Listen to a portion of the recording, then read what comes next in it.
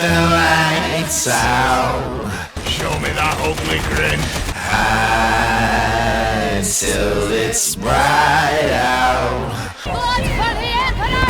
Skulls for the Golden Throne! Oh, just another lonely night. The Emperor demands you die! Are you willing to sacrifice your life?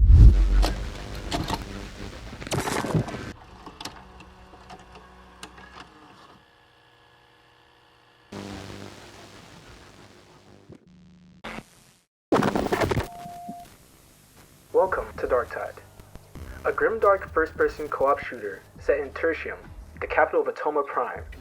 The city is a significant manufacturer of war supplies and an interstellar trade capital. Therefore, reclaiming it from the various threats on the domain's fringes, locally referred to as the Darktide, is of some importance to the world of Warhammer 40k.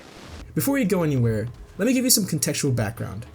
I'm no expert in Warhammer lore just yet, but I do really enjoy the current book I'm reading.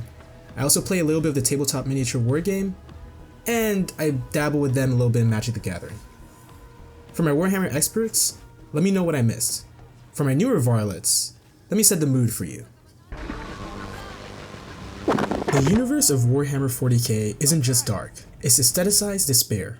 Imagine a future so distant, it's become mythic. Technology is worshipped like religion. Empires have calcified into brutal regimes, and hope is a heresy punishable by death. In the 41st millennium, humanity clings to survival beneath the decaying husk of the Imperium of Man, a theocratic empire ruled by the corpse of its god emperor. The galaxy is a rotting battleground where entire planets are sacrificed like pawns in a game no one really understands anymore. War isn't a means to an end, war is the end. Always. Forever. In this dystopia, there are the Adeptus Astartes, genetically engineered super soldiers clad in power armor, bred for nothing but war. They're not heroes, they're tools. Blunt instruments forged in a galaxy that forgot what peace looks like. Now my starting point with the Warhammer universe was around these guys. I watched the fan-made Astartes series, where we got a rare, accurate glimpse into what a Space Marine can do. There is no grand speech, no expedition dump, just methodical violence, alien abominations, and the cold efficiency of post-human killers. But even within the Astartes' brutal simplicity, there are echoes of deep lore. That strange relic they recover? That's not random alien tech. It could possibly be tied to Uvath, an ancient Xenos race predating the Imperium itself. Side note, I did a little bit more research, and it seems that the creator actually homebrewed this one. So yeah.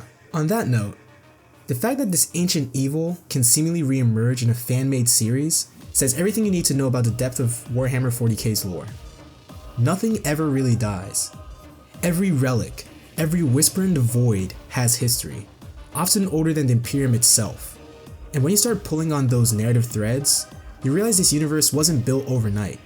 As a result of decades of storytelling across tabletop books, RPGs, codices, and fan interpretation.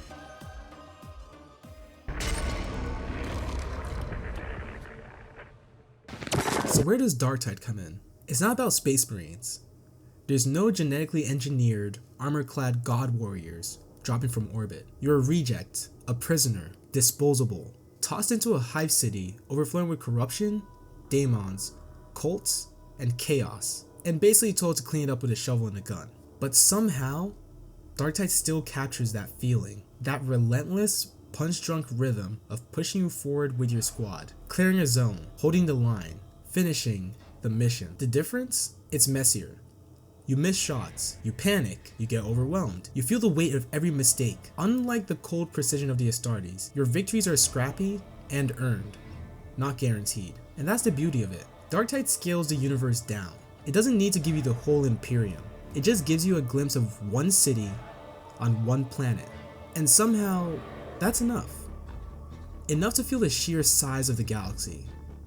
Enough to understand your insignificance in the grand scheme. But also enough to feel like your fight still matters. The world is falling apart, but your squad barely makes it work. And that barely, that's what gives it its charm. The story of the game isn't front and center. It leaks, bleeds. You catch in the corner of a voice line, in dialogue taking the place aboard the Morningstar. Techno-archaeologist. Indeed. That is most unexpected. And the traitors? Continue to aggravate and interfere. The world feels bigger than you. And worse, it feels like it doesn't care if you ever understand it. Did that get you good? Yeah, that's most of the story. There is one technically, but it was drip fed at the pace of a leaky valve when I played about 2 years ago. And I still don't know what happened to the trader on the ship. You get told you've been summoned, reject, only to hear, Karkov, I didn't summon you. And then that's it? That's your arc? Or that's what I thought. Notice how I said was? Instead, I found out upon making a new character that there's a much more cohesive story that is well constructed. Keep in mind, it seems to be like Fat Shark's bread and butter is a poor launch followed by lots of work to improve and overhaul the game. You know, if I had a nickel for every time Fat Shark has launched other FPS melee games with the same situation, I'd have 2 nickels, which isn't a lot, but it's weird that it happened twice. The story in the game is now serviceable at best. I wouldn't say it's the most insane thing out there, however, it does get you fairly acquainted with the different mission types that you'll be returning to later. At the end of each mission is a brief that gives some exposition on what's going on. I vaguely remember these missions coming out when I first started the game, with the carnival being a blast to explore through a different perspective. The main takeaway here is that Darktide does a lot more show than tell. It's Hab Draco's claustrophobic alleys, where the industrial aesthetic feels hostile, like it's gonna do more than kill you. It's in the rusted living quarters that look like coffin racks. It's in that massive silent tower staring you down, like a shrine to industrial obedience. Every mission, every environment is soaked in the kind of despair that just doesn't need explained. It just is. And honestly, that's more 40k than any expedition dump could ever be. You're a small cog in a rusted machine. It doesn't have to make sense. You just have to keep it turning. For if the Inquisition fails,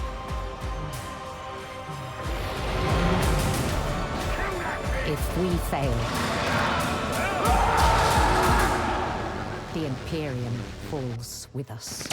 The gameplay loop for Darktide is pretty simple. If you're familiar with Deep Rock Galactic, Space Marine 2, or Helldivers, then you'll be right at home. There are currently 5 classes in the game you can play as.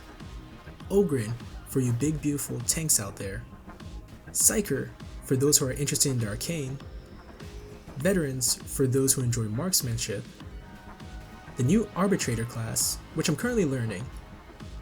And my main, the Emperor's favorite of course, Zealot, who is an aggressive melee focus. Each class has a talent tree that unlocks and expands the builds you can come up with. Most of them are usually solved though, since they're optimal builds as you enter the upper echelon of missions. For instance, the current build that I run on my Zealot focuses on me being able to mow down as many dregs as I can while getting critical hits to take down larger heretics. With classes out of the way, you begin aboard the mission center and hub called the Morning Star. You have the Armory Exchange, where you can buy weapons and curios. Hadron's Shrine of the Omnissiah is here to allow for weapon upgrades and adjustments. Sire Melk's Requisitorium, where you can view weekly contracts and attain higher quality weapons. There are a bunch of other stations as well too, like the Barber, Commissary for cosmetics, Psychanium for weapon testing, and finally, the most important of all, the mission terminal. Once at the terminal, you can pick missions that scale up in difficulty and rotate on a timer. These can vary from investigations, where you are gathering information, to frontal assaults and assassinations, where you need to put down the big bad. After selecting your mission of choice, you load in with 3 other rejects and drop into a decaying hive sector that definitely smells like rust, piss, and heresy. The objective? Walk in a straight line while everything tries to kill you.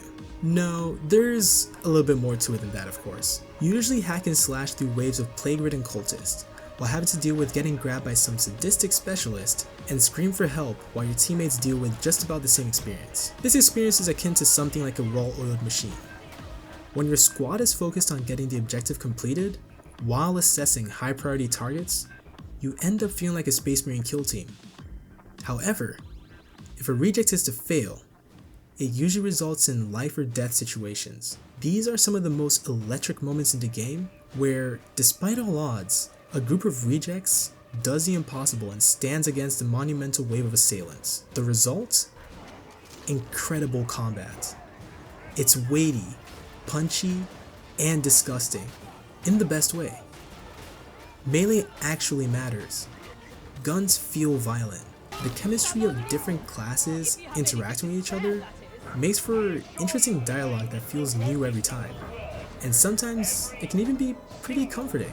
Then, if you're lucky and no one else gets down during some intense sequences, you revive your allies, extract, roll some loot, and realize you don't have the stats you need for that weapon you like, so you queue up again. Not because you have to, but because the core loop feels too good to walk away from. But here's the thing, Darktide doesn't stop when you get comfy with your class and builds. In fact, that's where things start to get interesting. Once you've been baptized in enough heretic blood and upgraded your loadout, you unlock Auric level missions. Think of these as the real game content, where enemy density spikes, modifiers get nastier, and the room for error gets microscopic. Every swing, every shot, every dodge has to count, and if you're not adapting, you're done. Auric missions introduce elements like low visibility fog, disablers spawning in packs, and damage modifiers that punish careless plays.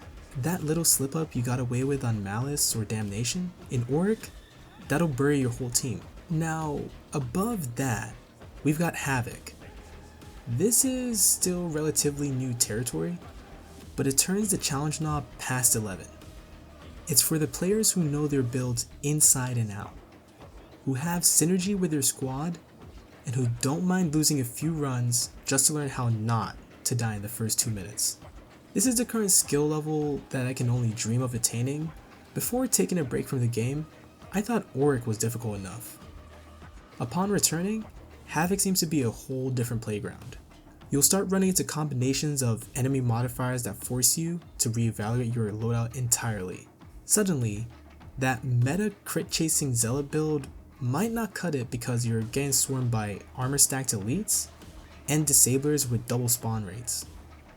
The game pushes you towards experimentation again, just like when you first started, but now the stakes are higher, and the margin for error is basically non-existent. And what do you get for it? More currency, better gear rolls, bragging rights, but honestly, the real payoff is in the satisfaction. Beating a Havoc tier mission with 3 other rejects who are barely holding it together, that hits different. You don't just win, you survive. You scrape through by the skin of your teeth, covered in blood, grinning like an idiot. Darktide's endgame isn't about getting god tier loot, it's about refining your movement, mastering your role, and learning how to keep moving forward when everything in the hive is trying to rip you apart. That's the fantasy. That's the grind. And if you're into it, nothing else really scratches the same itch. Trust me. I'm no professional at this game, definitely not yet. And with how high the skill ceiling is, I probably won't be for a while. But every time I get the itch to play a melee FPS, it's always Darktide. Right now, I'm working my way back into Auric missions, which used to be the top difficulty when I played about a year or 2 ago. Once I've sharpened up enough, I'll take a swing at Havoc, though that's definitely a league of its own. Until then, I'll be out here rocking my relic sword, and maybe my chainsword when I'm running Damnation missions. So hey, Editor Me here. If you like the video and want to see more like this, go ahead and leave a comment, let me know what you think. And yeah, a like or 2 goes ahead and helps a lot. Subscribing is also pretty cool as well. So yeah, I've got some more videos coming down the pipe, so definitely stick around. The next one shouldn't take as long, I hope, but until then, I'll catch y'all next time, my fellow rejects.